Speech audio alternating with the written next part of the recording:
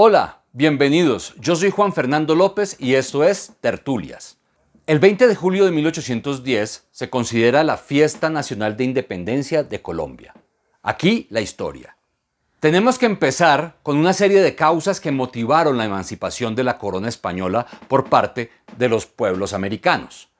Una de ellas importantísima es el surgimiento en Francia en la segunda mitad del siglo XVIII de la Ilustración y el enciclopedismo, que fue el motivante de la Revolución Francesa. Esa misma causa incidió en lo que fue la independencia de los Estados Unidos en el año de 1776 y que también invadió el sentimiento de emancipación en los pueblos latinoamericanos. La otra, muy importante, es la traducción del francés al español de los derechos del hombre y el ciudadano por parte de don Antonio Nariño y Álvarez, lo que le valió la prisión entre 1794 y 1810. Otra es la toma del reino de España por parte de Napoleón, imponiendo en el reinado a su hermano José Bonaparte, llamado por los españoles Pepe Botellas, del que difamaron que era un borracho y por esto le habían puesto este mote. Pero realmente, al parecer, es una difamación para acabar con su nombre y no permitir que los españoles lo reconozcan como su rey. El reclamo de los americanos, que estos son los españoles nacidos en territorios coloniales, por no tener voz y voto en el gobierno. Estas causas animaron a protestar contra un rey ilegítimo e hizo que los criollos por primera vez pensaran en la posibilidad de crear un Estado-nación. En consecuencia, se creó la Junta de Notables, integrada por autoridades civiles e intelectuales de americanos. Los principales personeros de la oligarquía criolla que conformaban la Junta eran José Miguel Pey, Camilo Torres, José Acevedo y Gómez, Joaquín Camacho, Jorge Tadeo Lozano y Antonio Morales, entre otros. Esa Junta de Notables propuso inventarse un conflicto con los españoles a fin de crear un enfrentamiento que diera salida al descontento potencial que existía en Santa Fe contra la audiencia española.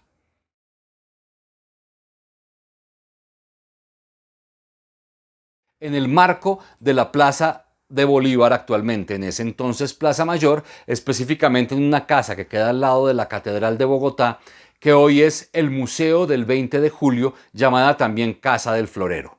Pues un criollo va a pedirle prestado a un comerciante español llamado José González Llorente un florero para decorar su casa para una cena que va a ofrecer ese mismo día en la noche en honor a otro criollo recién llegado a la ciudad de Santa Fe. A la negativa de González Llorente de prestar el florero, se arma la gresca, empiezan insultos contra los españoles, lo que termina en una revuelta general en la plaza pidiendo el cabildo abierto. La meta era conseguir que el virrey José Amari Borbón, presionado por la revuelta, constituyera ese mismo día una Junta Suprema de Gobierno presidida por el señor Amar e integrada por los regidores del Cabildo de Santa Fe. Está claro que la idea de la Junta de Notables no era declarar la independencia absoluta de España. Lo demuestran el planteamiento de que la Junta estuviera presidida por Amari Borbón y el texto del acta que se suscribe ese día, que en uno de sus apartes dice textualmente que protesta no abdicar los derechos imprescindibles de la soberanía del pueblo a otra persona que a la de su augusto y desgraciado monarca, don Fernando VII, siempre que venga a reinar entre nosotros. Esto, en palabras coloquiales, sería: reconocemos a Fernando VII como rey una vez logre sacar del poder al usurpador José Bonaparte para que venga a reinar entre nosotros. Lo primero que podríamos decir es que los colombianos celebramos la independencia un día que no hubo independencia. La primera declaración de independencia absoluta de España ocurre el 11 de noviembre de 1811 en Cartagena, que de hecho es una importante fiesta nacional. Bueno, aunque la corren para un lunes festivo. Después del fin del presidio en Cartagena, don Antonio Nariño es invitado a Santa Fe a formar parte de la Junta en diciembre de 1810. Y después de diferencias profundas con el presidente del Estado Provisional de Cundinamarca, que era el señor Jorge Tadeo Lozano, a quien Nariño había criticado constantemente, pues este renuncia, hay unas elecciones y Nariño asume la presidencia de Cundinamarca entre 1811 y 1813. A partir de entonces empiezan a surgir unas diferencias muy profundas entre dos bandos. Uno, el de los federalistas, comandado por Camilo Torres, y otro, el del presidente del estado de Cundinamarca, centralista, don Antonio Nariño. Camilo Torres defendía la tesis de que constituirse con un modelo similar al federalista instaurado en los Estados Unidos, mientras que Antonio Nariño pensaba en una idea más centralista, todo concentrado en un gobierno de Santa Fe que organizara una nueva nación. Lo cierto es que son dos situaciones muy diferentes, lo sucedido en los Estados Unidos con las 13 colonias y lo que quiere importar Camilo Torres para hacer un sistema federalista en la nueva nación que se está creando. Y es que las 13 naciones tenían una situación muy homogénea, mientras que aquí era completamente distinta nuestra realidad como sigue siendo. Regiones muy apartadas, muy provinciales, atrasadas en muchos aspectos con respecto a las regiones centrales, que no pasaba con las 13 colonias de los Estados Unidos. Por eso Nariño piensa en que hay que constituirse y organizarse desde un pensamiento central que aglutine el poder y que dirija el empuje hacia el progreso de una nación que se está creando.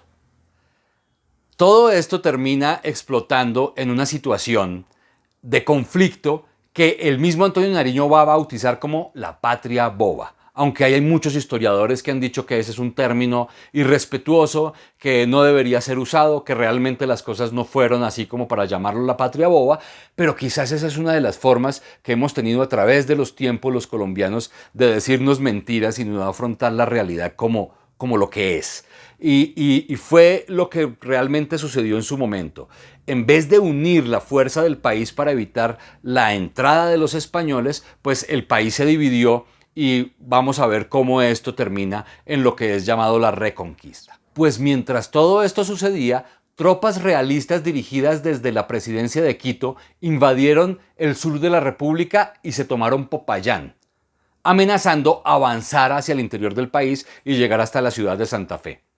Esa emergencia hizo que Antonio Nariño y Camilo Torres Tenorio concordaran en la necesidad de emprender una campaña militar conjunta que enfrentara a los invasores. Nariño se ofreció a comandar los ejércitos combinados de Cundinamarca y las Provincias Unidas, pero antes de partir pidió y objetó que Cundinamarca declarara su independencia absoluta de España y de cualquier gobierno que no fuera el propio. Y eso ocurre el 16 de julio de 1813. Entonces es el 16 de julio de 1813 cuando realmente en Santa Fe se suscribe un acta declarando la independencia absoluta de la corona española.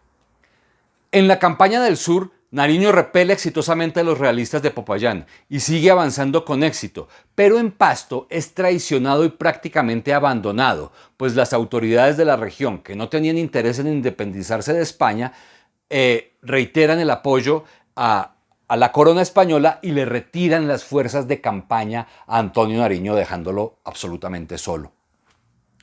Es entonces que paradójicamente el departamento que hoy lleva su nombre, el departamento de Nariño, fue el que le dio la espalda y lo condujo a otros años de prisión en Cádiz, desde 1816 hasta obtener su libertad en el año de 1820. Lo cierto es que si Nariño no hubiera tenido este revés en la campaña del sur, quizás habría logrado la independencia absoluta de España desde 1814.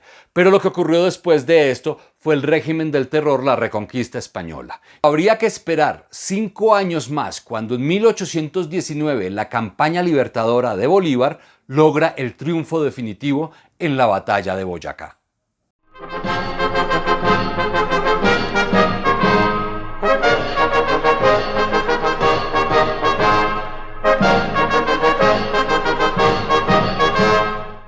Como un dato curioso, podemos citar el incendio de las Galerías Arrubla. Eso es lo que hoy es el Palacio de Liébano, donde funciona la Alcaldía Mayor de Bogotá. Y ese incendio de las Galerías Arrubla ocurrió en el año de 1900. Y allí estaba instalado el Archivo Nacional. Pues la historia es que el documento original del acta del 20 de julio de 1810 se quemó ese día en ese incendio de las Galerías Arrubla.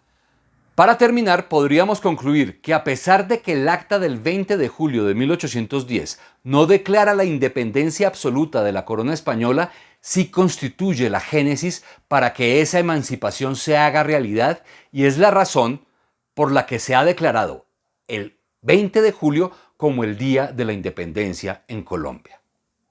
Si te gustó esta historia, dale like, compártela y suscríbete a mi canal Tertulias.